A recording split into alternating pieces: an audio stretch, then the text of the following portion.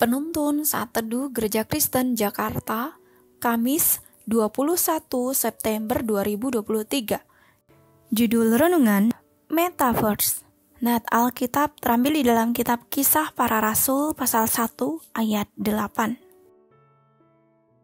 Tetapi kamu akan menerima kuasa kalau Roh Kudus turun ke atas kamu, dan kamu akan menjadi saksiku di Yerusalem dan di seluruh Yudea dan Samaria dan sampai ke ujung bumi.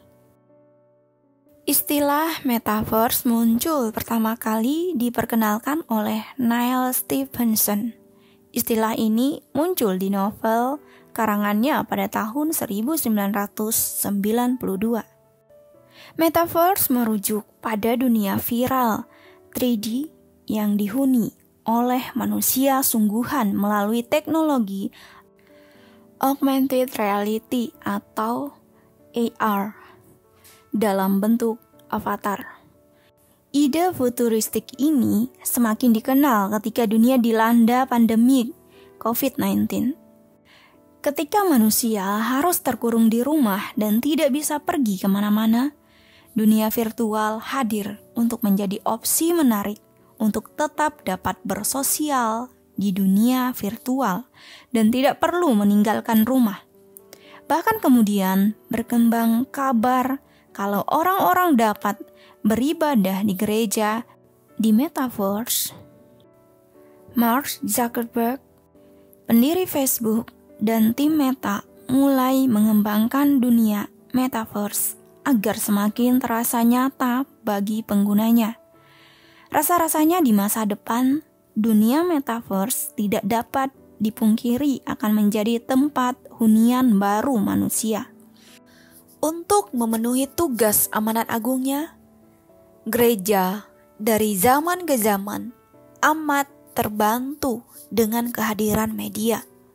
Mulai dari ditemukannya mesin cetak, hingga zaman radio, film, dan televisi, mulai dari mencetak dan memperbanyak Alkitab dan buku-buku, hingga penayangan khotbah secara mendunia melalui televisi.